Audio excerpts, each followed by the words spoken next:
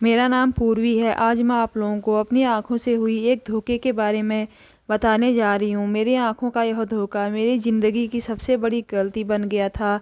मेरी ननद मोहिनी बहुत शरीफ थी और बहुत ही सीधी सादी लड़की थी। जब भी उसका रिश्ता आता तो वह बहुत खुश हो जाती। जब लड़के वाले उसे देखने आते तो वह फटे पुराने से कपड़े पहनकर और अजीब सी हालत बनाकर लड़के वालों के सामने आ जाती थी। इस बार जो उसका रिश्ता आया था, लड़के ने उसे देखते ही पसंद कर लिया था और जैसे ही मेरी ननद की शादी हुई, यह देखकर मेरे पैरों से ज़मीन निकल गई कि उसका पति तो एक भिखारी था।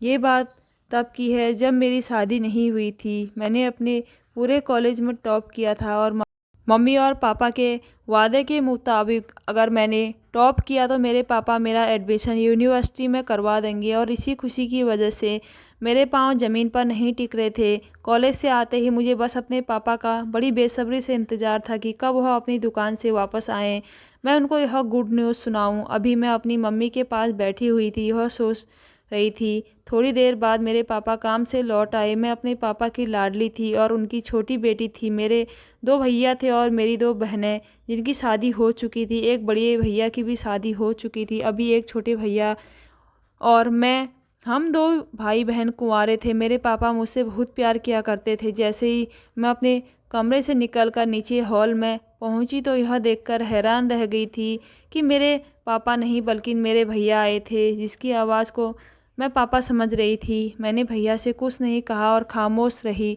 मेरे भैया समझ गए थे कि मैं अपने पापा का इंतज़ार कर रही हूँ, इसलिए वह अपनी मुस्कुराहट छुपाते हुए दरवाज़ा बंद करके मम्मी के कमरे की तरफ चले गए थे और मुझे चाय बनाने को कह गए। तो मैं उनके लिए चाय बनाने किचन में चली गई। जब चाय लेकर मैं मम्मी के कमरे में गई तो भैया से पापा के बारे में पूछने लगी। उन्होंने मुझे कुछ नहीं बताया।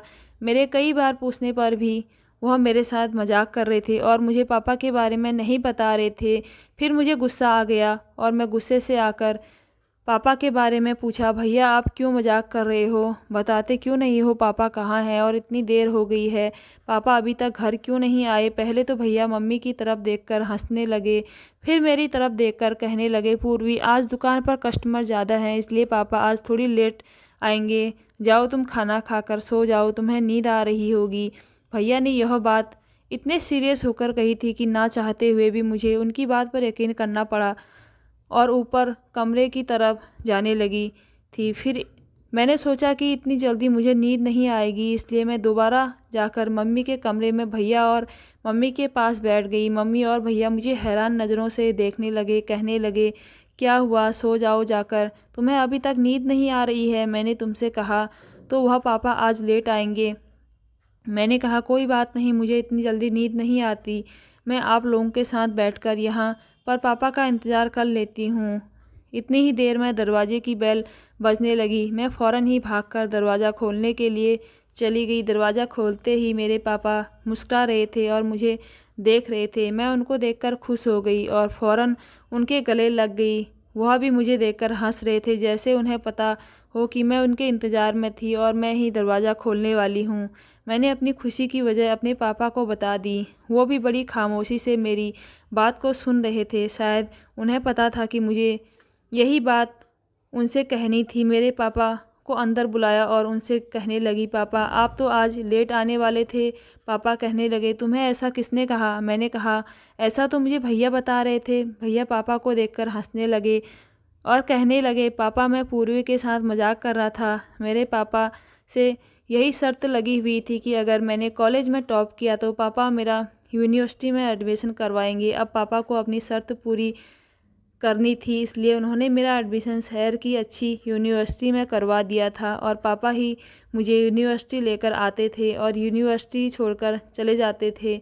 मैं अपनी लाइफ में बहुत खुश थी क्योंकि मेरी फैमिली बहुत अच्छी थी। धीरे धीरे कुछ साल गुजर गए और मेरी पढ़ाई भी कंप्लीट होने वाली थी। मेरा आखिरी साल चल रहा था।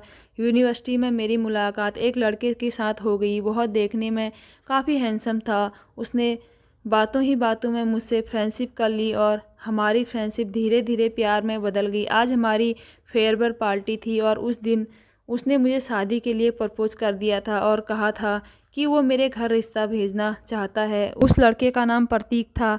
मैंने प्रतीक से 2-3 दिन का टाइम मांगा था क्योंकि मुझे अभी इस बारे में सोचना था और अपनी फैमिली को तैयार करना था। घर आकर मैं सोचते सोचते अपनी मम्मी को इस बारे में बात की थी। मेरी मम्मी ने इस बारे में पापा से बात करके जवाब देने के लिए कहा था। सारी रात बेचैनी की वजह से मुझे नींद नहीं आ रही थी। ना जाने मेरे पापा मेरे बारे में क्या सोचेंगे, इसलिए मैं अपने कमरे से भी बाहर नहीं निकली थी। पापा और भैया मेरे कमरे में ही आ गए और मुझे बड़ी हैरानी की नज़रों से देखने लगे। कभी ऐसा नहीं हुआ कि मैं सुबह उठते ही अपने पापा से नहीं मिलती थी, तो आज कैसे अपने कमरे से बाहर नहीं निकली थी। पापा मेरा इंतज़ार करते करते मेरे कमरे में आ गए थे क्योंकि उन्हें सुबह 10 बजे तक अपनी इलेक्ट्रॉनिक शॉप पर भी जाना होता था। पापा ने मुझसे कहा, क्या हुआ पूर्वी, आज तुम अपने कमरे से बाहर क्यों नहीं निकल रही हो, जबकि तुम रोज़ 7 बजे ही उठ जाती हो। पापा और भैया के पीछे पीछे मम्मी भी मेरे कमरे में आ गई थी। मुझे लगा कि शायद मम्मी ने पापा को इस बारे में कुछ नहीं बताया, तो मैंने हैरान होते हुए मम्मी की तरफ देखा। पापा कहने लगे कि तुम्हारी मम्मी ने मुझे सब कुछ बता दिया है।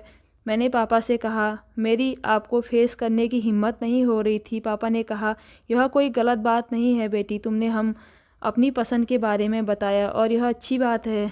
बच्चों को गलत कदम नहीं उठाना चाहिए, बल्कि अपनी पसंद के बारे में अपने पेरेंट्स को पहले ही बता देना चाहिए।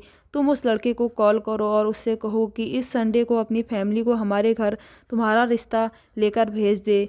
मैं इस बात पर बहुत खुश हुई थी और झट से अपने पापा को गले लगा लिया था और प्रतीक की फैमिली ने भी मुझे बहुत पसंद कर लिया था। दोनों फैमिली की रजामंदी से हम दोनों की शादी हो गई थी। मेरी ससुराल में मेरी सास थी। मेरे पति के पापा की डेथ 2 साल पहले हो चुकी थी। प्रतीक की एक जवान बहन थी जो बहुत ज़्यादा खूबसूरत थी और पढ़ी लिखी थी। प्रतीक की माँ बीमार रहती थी, जबकि प्रतीक की बहन मोहिनी शादी के बाद मेरी बहुत अच्छी फ्रेंड बन गई थी। मेरे पति की फैमिली भी बहुत अच्छी थी। मेरी सास हमेशा मुझे दुआएं देती थी और ननद हमेशा मेरे साथ हंसी मजाक करती थी। मेरी सास और ननद बिल्कुल भी बुरी नहीं थी, बल्कि मैं तो कहूँगी कि जैसी मेरी सास और ननद है, भगवान ऐसी ननद और सास सबको दे। मेरी सास ने हमेशा मुझे अपनी बेटी की तरह समझा और मेरी ननद ने मुझे हमेशा अपनी बड़ी बहन समझा था। मेरी ननद बहुत शरीफ लड़की थी। वो हमेशा से ही अपने भाई के साथ ही कॉलेज जाया करती थी और उसके साथ ही कॉलेज से वापस आ जाती थी। वह घर से भी ज़्यादा नहीं निकलती थी और मोबाइल भी इस्तेमाल नहीं करती थी। वह हमेशा घर के कामों में लगी रहती थी या फिर अपनी पढ़ाई में बिजी रहती थी। मैंने उसके अंदर कभी कोई गलत हरकत नहीं देखी थी। वह बहुत ही अच्छी सुलझी और समझदार लड़की थी। उसकी पढ़ाई कंप्लीट होने वाली थी। मेरे पति को उसकी शादी की फ़िक्र हो गई थी, लेकिन अभी हमने उसकी शादी के बारे में नहीं सोचा था कि मेरी सास भी अचानक तबीयत ख़राब हो गई और इस दुनिया से छोड़कर चली गई। यह सदमा हमारे दिल के लिए बहुत बड़ा था, लेकिन मेरी सास की ख्वाहिश थी कि वह अपनी बेटी की शादी जल्द से जल्द करना चाहती थी। मेरे पति ने अपनी माँ की यह ख्वाहिश पूरी करने के लिए उनकी मौत के 1 महीने बाद ही अपनी बहन के लिए रिश्ता तलाश करना शुरू कर दिया। मैं और मेरे पति आजकल अपनी ननद के रिश्ते ढूंढ रहे थे। मेरी ननद के लिए जो भी रिश्ता आता वह घबरा जाती थी। वह बहुत सीधी थी। उसने कभी दुनिया की लड़कियों की जैसा फैशन भी नहीं किया था, यहाँ तक कि वह मेकअप करना भी नहीं जानती थी। वो सिंपल ही लड़के वालों के सामने बैठ जाती थी और बहुत ही पुराने कपड़े पहन लेती थी और ऐसी हालत में उसकी खूबसूरती कहीं छुप जाती थी और फिर लड़के वाले उसको रिजेक्ट करके चले जाते थे। मगर इस बार जो उसका रिश्ता आया था, लड़के ने देखते ही मेरी ननद को पसंद कर लिया था और हमारे घर में शादी की तैयारी शुरू हो गई थी। हमें भी लड़का और उसकी फैमिली पसंद थी और किसी तरह से मेरी ननद की शादी हो गई थी और मेरे पति अपनी जिम्मेदारी से फ्री हो गए थे और वो अपनी ससुराल में बहुत खुश रहती थी। एक दिन मैं मंदिर गई तो मंदिर की सीढ़ियों पर अपनी ननद के पति को देखकर मेरे पैरों तले से ज़मीन निकल गई थी। वो मंदिर की सीढ़ियों पर खड़ा हुआ लोगों से भीख मांग रहा था और आते जाते लोग उसको पैसे दे रहे थे और मेरी ननद का पति बड़ी खुशी और सुकून के साथ लोगों से भीख मांग रहा था। कोई भी देखने वाला उसको भिखारी ही बता सकता था। मैं सड़क पार करके मंदिर की तरफ बढ़ ही रही थी कि अचानक मेरे मोबाइल पर मेरे पति की कॉल आ गई। उन्होंने मुझसे कहा, जल्दी घर आओ, घर मेहमान आए हुए हैं। कॉल से ध्यान हटाकर मैं सीधा पहले अपनी ननद के पति की तरफ जाने लगी, जो मंदिर की सीढ़ियों पर बैठे हुए हमारी इज्जत नीलाम कर रहा था। मैं बहुत गुस्से में उसकी तरफ जा रही थी, लेकिन मेरे जाने से पहले ही वह वहाँ से जा चुका था। मैं रिक्शा करके जल्दी से अपने घर की तरफ चली गई। मैं जल्दी से जल्दी घर पहुँचना चाहती थी ताकि इस बारे में प्रतीक से बात कर सकूं। यही सोचते हुए मैं घर पहुंची तो घर के अंदर से मेरे पति के हंसने की आवाज़ें आ रही थी। इसका मतलब था कि घर पर मेहमान आ चुके हैं। तो मैं जल्दी से अपने कमरे की तरफ गई और अपना हुलिया ठीक करके मेहमानों के पास चली गई। लेकिन वहाँ मौजूद मेहमान को देखकर मेरे पैरों तले से ज़मीन निकल गई थी, क्योंकि वहाँ पर कोई और नहीं, मेरी ननद का पति मेरे पति से बातें करने में बहुत बिजी था। मुझे देखकर हमेशा की तरह उसने इज्जत के साथ मुझे नमस्कार किया और वहाँ पर मेरी ननद भी मौजूद थी। वह भी मुझे देखकर ही खड़े होकर मुझे गले लगा लिया, जबकि मैं अभी भी शॉक्ड खड़ी हुई थी, क्योंकि अभी कुछ देर पहले ही मैंने अपनी ननद के पति को भिखारी के रूप में देखा था, जबकि वही मेरा नंदोई अच्छे हुलिये में मेरे सामने बैठा हुआ था। हमेशा की तरह बहुत ही अच्छे और इज्जत से तरीके से वह हम लोगों से बातें कर रहा था और मेरी ननद के चेहरे की खुशी देखकर भी नहीं लगता था कि उसका पति भिखारी हो सकता है।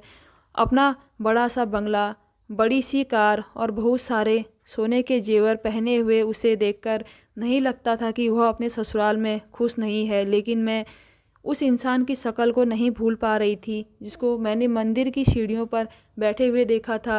मेरी कुछ समझ में नहीं आ रहा था कि मैंने जिनको देखा था, मैं ऐसी हालत में थी कि कुछ बोल ही नहीं पा रही थी। मेरे पति को लगा कि मेरी तबीयत ठीक नहीं है, इसलिए मैं खामोश हूँ। मेरी ननद और उसके पति को हमारे घर से आए हुए 2 घंटे हो गए थे, लेकिन मैं अभी भी कंफ्यूज से नहीं निकल पा रही थी। कभी कभी तो मेरे दिमाग में यह ख्याल आ रहा था कि कहीं वह मेरे नंदोई का ट्विंस तो नहीं है। मेरी ननद के घर से जाते ही मैंने अपने पति को सारी बात बता दी। वो मेरी बात सुनकर मुझे देखकर खूब हंसने लगे, जबकि मैं बड़ी हैरानी से उनकी तरफ देख रही थी, क्योंकि वह मेरी बात से साफ इनकार कर रहे थे। मेरे पति ने कहा कि तुम्हें कोई वहम हुआ होगा, और मैं भी इस बात को अपना वहम समझकर भूल गई थी। इसी तरह से दिन गुजरते चले गए।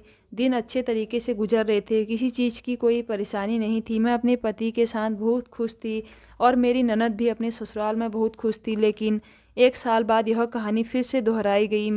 मेरी ननद और उसके पति की एनिवर्सरी थी और उसने हमें इनवाइट किया हुआ था। मैं शॉपिंग करने के लिए मार्केट गई थी ताकि अपनी ननद के लिए गिफ्ट ला सकूं, और घर वापस लौटने से पहले मैंने ड्राइवर से मंदिर की तरफ जाने के लिए कहा था। मैं रोज़ प्रार्थना करने के लिए मंदिर जाती थी, क्योंकि मेरी शादी को काफ़ी टाइम हो गया था। अभी तक मेरे पास कोई औलाद नहीं थी। मैं आज मंदिर में भिखारियों को खाना बांटने के लिए गई थी। वहाँ पर सारे भिखारी लाइन में बैठे हुए थे और मैं उन सबको अपने हाथों से खाना दे रही थी, और साथ ही साथ अपनी औलाद की खुशी देखने के लिए भी प्रार्थना करने के लिए कह रही थी। लेकिन जब मैं आखिरी में एक भिखारी को खाने की प्लेट देने लगी तो वह भिखारी मेरी ननद का पति था। इससे पहले मैं उससे कुछ कहती, पीछे से किसी ने मेरे कंधे पर हाथ रखा। मैंने जैसे ही पलट कर देखा, वह मेरी कॉलेज की फ्रेंड थी। मेरी फ्रेंड मुझसे बहुत दिनों बाद मिली थी, इसलिए मेरी लाइफ के बारे में पूछ रही थी। मैं उसकी बातों में लग गई थी, लेकिन उसके जाते ही मैंने पीछे पलट कर देखा तो वहाँ पर कोई नहीं था। यहाँ पर कोई भी भिखारी नहीं था, सारे भिखारी यहाँ से जा चुके थे। मैं वहाँ पर खड़े होकर अपने नंदोई को ढूंढने लगी, जो भिखारी के रूप में था। 1 डेढ़ घंटा लगातार मैंने उसको पूरे मंदिर में तलाश किया, लेकिन वह मुझे कहीं नज़र नहीं आया। उसके बाद मैं थक हार कर अपने घर को वापस लौट आई, मगर मेरा दिमाग अभी भी कंफ्यूज हो रहा था। मैं बहुत परेशान थी, क्योंकि 1 साल पहले भी मेरे साथ यही सब कुछ हो चुका था। मेरी ननद का पति, जिसको मैंने भिखारी की हालत में देखा था, आज फिर वही भिखारी था जो मेरा नंदोई था। और आज मैंने अपने पति से इस बारे में क्लियर बात करने का फैसला कर लिया था। मैं दरवाजे के पास खड़ी हुई टहल रही थी। जैसे ही मेरे पति घर में दाखिल हुए, उन्होंने मेरी तरफ देखा तो मैं चेहरे से ही परेशान लग रही थी। उन्होंने मुझे देखते ही पूछा कि क्या हुआ है, क्यों टहल रही हो, तुम्हारी तबीयत तो ठीक है ना। मैंने अपने हाथ में पति का बैग पकड़ा और अपने पति को आज हुई सारी बात बता दी। वो एक बार फिर से उस बात को मेरा वहम कर टाल रहे थे, क्योंकि उनका कहना था कि वह भी तो रोज़ घर से निकलते हैं ऑफिस जाने के लिए या किसी और काम के लिए, तो रास्ते में उन्होंने तो ऐसा कभी कुछ नहीं देखा जैसा मुझे दिखाई देता है। अगर उनकी बहन का पति भिखारी है तो किसी और को क्यों नहीं नज़र आता। और उनकी उसी बात ने मुझे शॉक्ड कर दिया था। मैंने नौकरानी को खाना लगाने के लिए कहा, क्योंकि मैं अपने पति की इस बात से एग्री थी कि मेरे सिवा किसी ने भी मेरी ननद के पति को भिखारी के रूप में नहीं देखा था। लेकिन भिखारी तो हर जगह घूमते हैं, तो वो मेरे अलावा किसी और को क्यों नहीं दिखाई देता है। मैं सोच सोच कर परेशान हो गई थी। हम दोनों हस्बैंड वाइफ ने खाना खा लिया, लेकिन खाना खाते हुए भी मेरे दिमाग में वही सारी बातें घूम रही थी। फिर नौकरानी से मैंने चाय बनाने को कहा। मैंने और मेरे पति के लिए कमरे में ही चाय लेकर आ गई थी। मैंने अपनी ननद के घर एनिवर्सरी में ले जाने के लिए जितनी भी शॉपिंग की थी वह सारी अपने पति को दिखाने लगी। कल हम लोगों को अपनी ननद के घर एनिवर्सरी में जाना था। हम दोनों बहुत ज़्यादा रिलैक्स फील कर रहे थे और एक दूसरे के साथ बातों में बिजी थे। अगले ही दिन शाम के टाइम पर हम लोग कार से अपनी ननद के घर जाने के लिए निकले थे, तो सामने फिर से मैंने उस भिखारी को देखा जो मेरी ननद के पति जैसा लगता था। दोबारा से उसको देखकर मैं हैरान रह गई थी कि वो दूसरे भिखारियों के साथ खड़ा हुआ भीख मांग रहा था। तो मैंने जल्दी से अपने पति को इशारा करते हुए उन्हें दिखाया जहाँ पर वह भिखारी खड़े हुए थे। जब मेरे पति ने मेरी तरफ गौर से देखा तो मैं भी हैरान रह गई थी कि वहाँ पर तो कोई भी नहीं था, जबकि कुछ देर पहले भिखारियों का पूरा ग्रुप खड़ा हुआ था। मेरे पति कहने लगे, पूर्वी लगता है तुम्हें चश्मे की ज़रूरत है, तुम अपने दिमाग पर ज़्यादा ही स्ट्रेस ले रही हो। इस बात को लेकर यह बात कहते हुए मेरे पति ने कार आगे बढ़ा ली, क्योंकि हमें जाने में लेट हो रहा था और मेरे दिमाग में यकीन हो चुका था कि ज़रूर कुछ तो गड़बड़ है और इस बात के बारे में मैं जानकर ही रहूँगी, चाहे मुझे कुछ भी करना पड़े। यही सब सोचते सोचते रास्ता पूरा हो गया था और मेरी ननद का घर आ गया था। मेरी ननद के घर पर बहुत अच्छी डेकोरेशन हुई थी। उनका बहुत बड़ा बंगला था जिसमें नौकर काम किया करते थे। उनके घर और उनकी फैमिली को देखकर नहीं लगता था कि यह किसी भिखारी का घर है या किसी भिखारी की फैमिली है। मुझे अपनी आंखों पर पूरा विश्वास था। मैं अपनी आंखों से देखी हुई बात को बार बार नहीं झुठला सकती थी और अब मुझे सच्चाई जानकर ही रहनी थी। मेरे पति ने अचानक ही मुझे हाथ में हिलाया तो मैं होश में आ गई थी। उन्होंने मुझे कार से उतरने के लिए कहा। कहने लगे, पूर्वी ना जाने तुम किन ख्यालों में खोई रहती हो, चलो हम लोग अंदर भी जाना है। उन्होंने जब मुझे मुस्कुराते हुए कहा तो मैं भी उन्हें मुस्कुराकर देखने लगी और कार से उतर गई और हम लोग बंगले के अंदर चले गए। मेरी ननद बहुत खूबसूरत लग रही थी। उसने बहुत सारा जेवर भी पहना हुआ था और वह बहुत ज़्यादा खुश लग रही थी। अपनी ननद के चेहरे की खुशी देखकर थोड़ी देर के लिए मैं सब कुछ भूल गई थी। कुछ देर बाद वहाँ पर केक कट किया गया। मेरी ननद का ससुराल काफ़ी बड़ा था और उसने काफ़ी सारे लोगों को इनवाइट किया हुआ था। हर कोई वहाँ पर मेरी ननद की खूबसूरती और उसकी आदत के बारे में तारीफ़ कर रहे थे और साथ ही साथ उसके पति की भी बहुत तारीफ़ कर रहे थे। यह सारी बातें सुनकर मुझे और मेरे पति को बहुत खुशी मिल रही थी। मेरी ननद बहुत किस्मत वाली है जो उसे इतनी अच्छे ससुराल वाले मिले हैं। अभी हम लोग केक कट करने के बाद फ्री ही हुए थे कि इतनी देर में ही मैंने अपने नंदोई को घर के बैक साइड पर जाते हुए देखा। मैं ना चाहते हुए भी अपनी ननद के पति का पीछा करने लगी। जब वहाँ पहुँची तो मैं हैरान रह गई। यह वही भिखारियों का ग्रुप था जिनको मैंने कई बार देखा करती थी। उनके सामने खड़े होकर मेरे नंदोई उन लोगों को खाना सर्व कर रहे थे। वह उन लोगों को बहुत इज्जत दे रहे थे, जैसे वो लोग कोई भिखारी नहीं बल्कि बहुत बड़े लोग हो।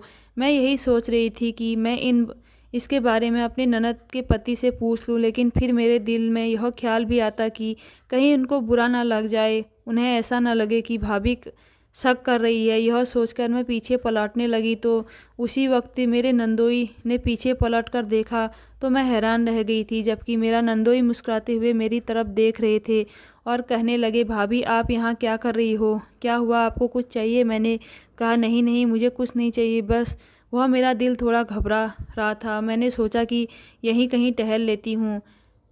मैंने झूठ बोलते हुए अपने मतलब की बात पूछी। कहा आप यहाँ पर क्या कर रहे हैं और यह लोग कौन हैं? तो मेरी ननद के पति मुस्कुराते हुए कहा, भाभी यह लोग भिखारी हैं, यह उन गरीबों का हक है। अगर हम उन्हें भूल जाएंगे तो हमारे देश से गरीबी कभी नहीं मिटेगी। जब हम ही अपनी खुशियों में इन गरीब लोगों को याद नहीं करेंगे तो फिर इन लोगों का क्या होगा। हमें तो इस देश से गरीबी को ख़त्म करना चाहिए, लेकिन हम भूखे गरीब लोगों की मदद नहीं करेंगे। अपने देश में गरीबों को और ज़्यादा बढ़ावा दे रहे हैं। हमें तो ऐसे लोगों को ढूंढना चाहिए और उनकी मदद करनी चाहिए। हमें अपने सुख दुख में इन लोगों को शामिल करना चाहिए और इन लोगों को पेट भर कर खाना खिलाना चाहिए।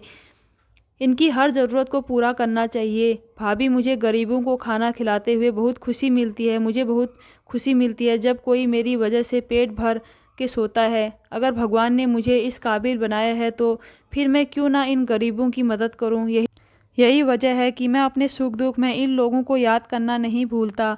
मेरी ननद के पति ने मेरी आंखें खोल दी थी। आखिर वह ठीक ही तो कह रहे थे, जब तक हम इस देश से गरीबी को मिटाने की कोशिश नहीं करेंगे तब तक गरीबी कभी हमारे देश से ख़त्म नहीं होगी। मुझे तो उनके सामने खड़े हुए भी बड़ी शर्म आ रही थी, क्योंकि मेरे दिमाग में तो उनके खिलाफ़ कुछ और ही चल रहा था कि मैंने किसी नेक इंसान के लिए अपने दिमाग में घटिया सोच रखी थी। फिर मैं मुस्कुराकर वहाँ से चली आई। मेरी तबीयत अचानक ही बिगड़ने लगी थी। मेरा दिल घबरा रहा था और मुझे कमज़ोरी सी महसूस हो रही थी, और थोड़ी ही देर बाद ही मैं बेहोश हो गई।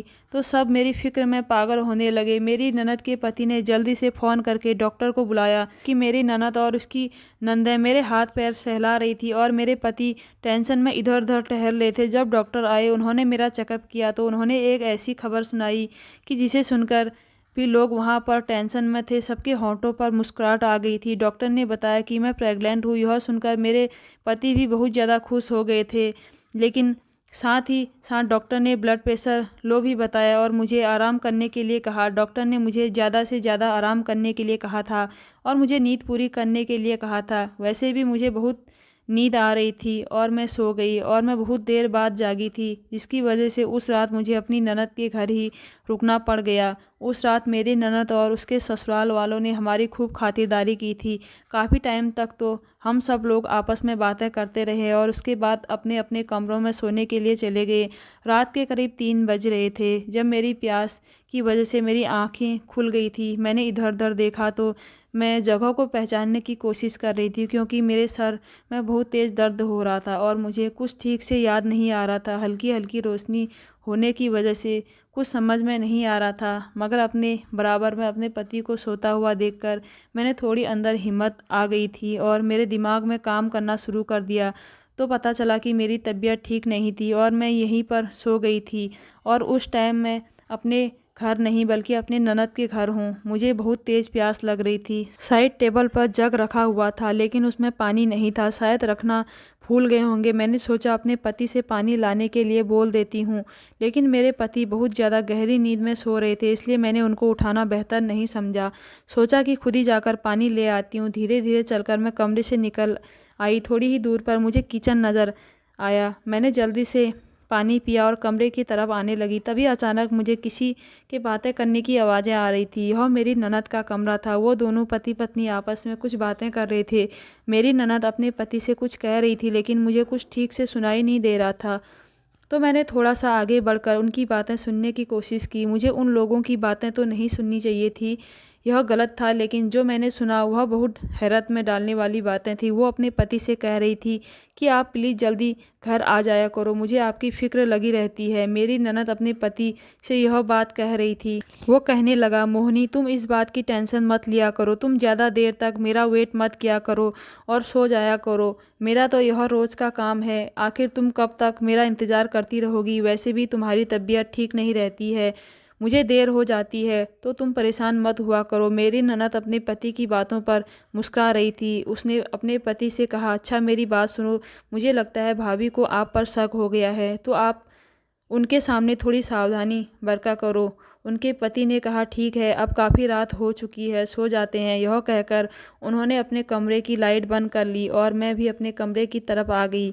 अब मेरी टेंशन और भी ज़्यादा बढ़ गई थी। मैं जाने ये लोग क्या छुपा रहे थे। मुझे अपनी ननद के फ्यूचर की फ़िक्र हो रही थी। मुझे कुछ समझ में नहीं आ रहा था कि वह शक वाली बात क्यों कह रही थी। उसी की मुझे बहुत ज़्यादा फ़िक्र हो रही थी। आखिर यह लोग मुझसे कुछ ना कुछ तो छुपा रहे थे। थोड़ी देर तक मैं सोचती रही और उसके बाद मैं सो गई। सुबह हम सब लोग एक साथ बैठकर नाश्ता कर रहे थे। मैं बड़ी गौर से अपने नंदोई की तरफ देख रही थी और उनकी बातें नोटिस करने की कोशिश कर रही थी। तभी अचानक मेरे पति ने कहा कि पूर्वी, तुम्हें अब अपने खाने पीने पर बहुत ज़्यादा ध्यान रखना है। मैंने अपने पति की बात पर मुस्कुरा दी थी, लेकिन मुझे कुछ खाने का मन नहीं कर रहा था। लेकिन सबसे कहने के मुताबिक मैं फिर भी थोड़ा बहुत खा रही थी। नाश्ते के बाद मेरे पति ने मुझसे घर चलने के लिए कहा, जबकि मुझे यहाँ पर रुककर सच्चाई का पता लगाना था और मैं यहाँ पर रुकना चाहती थी, लेकिन मेरे दिमाग में यहाँ पर रुकने के लिए कोई बहाना समझ में नहीं आ रहा था, लेकिन अचानक मेरी ननद बोल पड़ी और मेरे पति से कहने लगी, आज रात तक और भाभी को यहाँ पर रुकने दीजिए। अब तो आप घर जाते ही ऑफिस चले जाओगे तो भाभी घर पर अकेली रह जाएगी। आप भाभी को यहीं रहने दो। रात को जब आप ऑफिस से घर जाओगे तो भाभी को लेते चले जाना। मेरी हालत देखते हुए मेरे पति इस बात पर एग्री हो गए और मैं अपनी ननद के घर पर रात तक रुक गई थी। मेरी ननद की नंदे और जेठानी भी वहाँ पर रुकी हुई थी। मेरी ननद का पति अपने सब भाई बहन में छोटा था और अपनी पूरी फैमिली का लाडला था। मेरी ननद मुझे आराम करने के लिए कमरे में ले गई। मेरी ननद मुझे कमरे में छोड़कर आराम करने को कह गई और खुद बाहर चली गई। मुझे बड़ी टेंशन हो रही थी कि मैं किस तरह से सच्चाई का पता लगा सकूं, क्योंकि मेरे पास सिर्फ आज रात तक का टाइम था, लेकिन सुबह के 11 बज रहे थे। मैं लास्ट टाइम अपने नंदोई को सुबह 8 बजे नाश्ते के टेबल पर देखा था और अभी तक वह मुझे नहीं दिखाई दिया था और यही बात मुझे परेशान कर रही थी कि आखिर वह कहाँ पर है।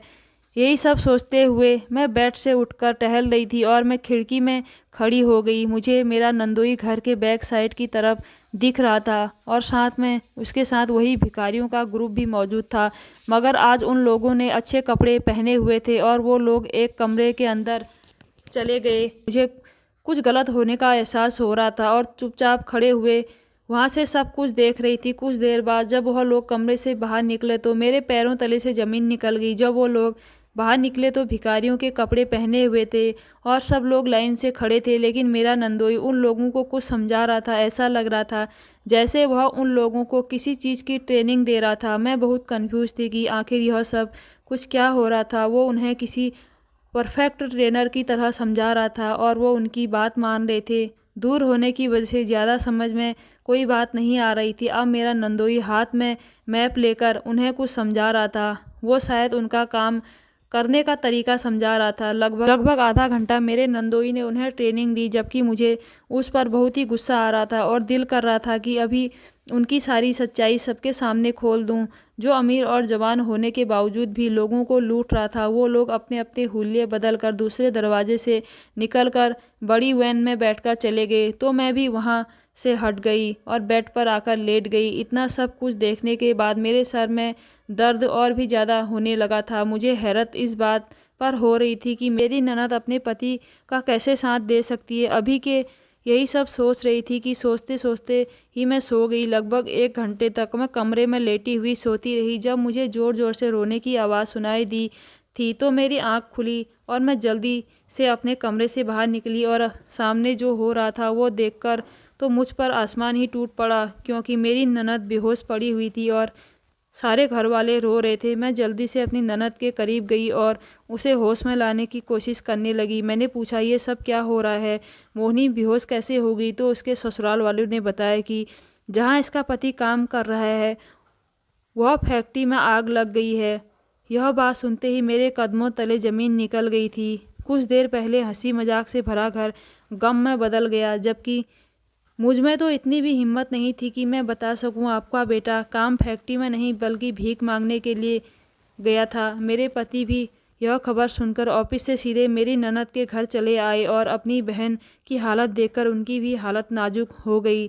सब लोग बुरी तरह से रो रहे थे क्योंकि खबर यह मिली थी कि मेरी ननद के पति की डेथ हो गई थी। मेरी ननद का पति सब बहन भाइयों में सबसे छोटा, अपनी माँ का लाडला बेटा था। छोटा होने के बावजूद भी उसके घर वालों का कहना था कि वह बहुत ही समझदार था। मेरी ननद के ससुराल वालों का भी रो रो कर बुरा हाल था। मेरी ननद अपनी ससुराल में बहुत खुश रहती थी। इस बंगले के अलावा और भी उनके काफ़ी सारे घर थे और गांव में ज़मीन पड़ी हुई थी। सुनने में यही आया था कि मेरी ननद का पति बहुत अच्छी कमाई करता था। हमें रिश्ता करते टाइम तो फैक्ट्री का मैनेजर होने के बारे में बताया गया था और देखने से भी उनकी फैमिली पढ़ी लिखी और समझदार लगती थी और मेरी ननद को भी पलकों में बिठाकर रखते थे। मगर शायद उनके पति की ज़िंदगी इतनी ही लिखी थी। वो बेचारी इतनी जल्दी विधवा हो गई थी। रात का टाइम होने वाला था, लेकिन मेरी ननद के पति का अभी तक कोई पता नहीं था कि वो कहाँ है, जिंदा भी है या नहीं, क्योंकि लोगों का कहना था कि वह मर गए हैं।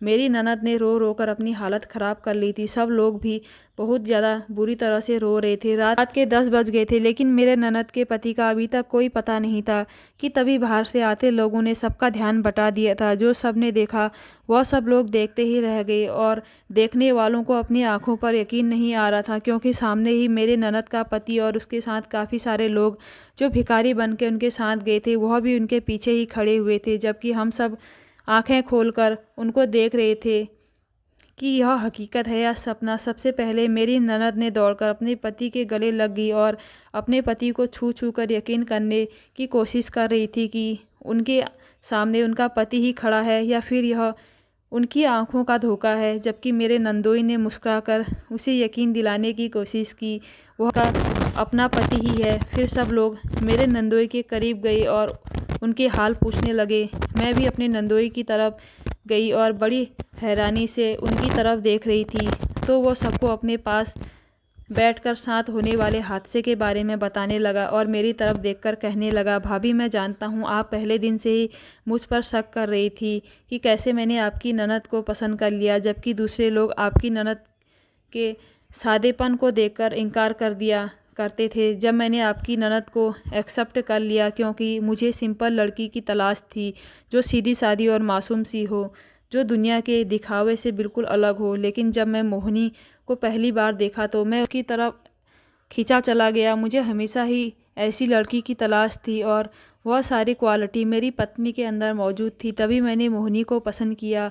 यही वजह थी कि मैंने देखते ही मोहिनी से शादी के लिए हाँ कर दी थी, क्योंकि मोहिनी जैसी प्यार करने वाली और शादी और मासूम सी लड़की मुझे कहीं नहीं मिलती। और दूसरी बात यह है कि आपने मुझे कई बार सड़क पर और मंदिर की सीढ़ियों पर भिखारी के रूप में देखा था, मगर मैं मजबूर था, क्योंकि उस टाइम मैं ड्यूटी पर होता था। क्योंकि कुछ लोग भिखारी के वेश में छोटे मासूम बच्चों को पकड़ कर रखे थे, जिनका हमने 1 साल पहले पता लगा लिया था। लेकिन उनके गैंग के अभी कुछ लोग बाकी रह गए थे, जिनको हम अब पकड़ने की कोशिश कर रहे थे।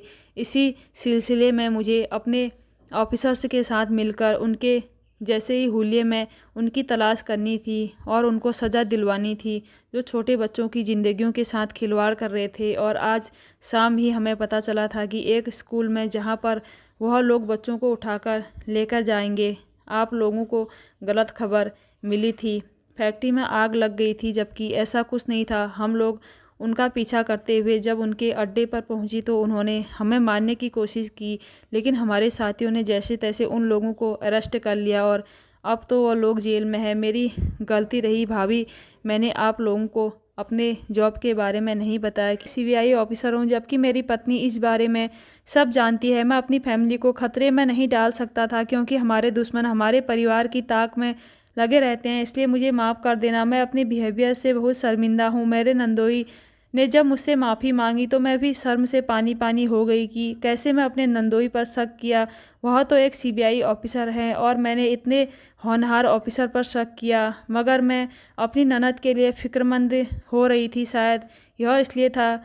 लेकिन अब सारी प्रॉब्लम ख़त्म हो गई थी। उन बच्चों के मुजरिम भी पकड़े गए थे और यहाँ पर मेरा नंदोई सही सलामत हमारे सामने बैठा हुआ था और मेरी कन्फ्यूजन भी ख़त्म हो गई थी। मुझे अपने नंदोई पर बहुत गर्व हो रहा था और अपनी ननद की ज़िंदगी पर खुशी हो रही थी कि उसे ज़िंदगी गुजारने के लिए बहुत प्यारे रिश्ते मिले हैं। और आखिर भगवान ने मुझे शादी के इतने सालों बाद औलाद की खुशी भी दिखा दी थी। मैंने एक प्यारी सी बेटी को जन्म दिया और मैं अपनी बेटी के भाग्य की हमेशा प्रार्थना करती हूँ। मैं भगवान से प्रार्थना करती हूँ कि जैसा प्यार करने वाला ससुराल मुझे मिला और मेरी ननद को मिला, वैसी ससुराल हर बेटी को मिलनी चाहिए और हर लड़की की ज़िंदगी हंसी खुशी गुजरे। दोस्तों, उम्मीद करती हूँ आपको आज की स्टोरी अच्छी लगी होगी। अगर अच्छी लगी तो मेरे चैनल को ज़रूर सब्सक्राइब कीजिएगा। धन्यवाद।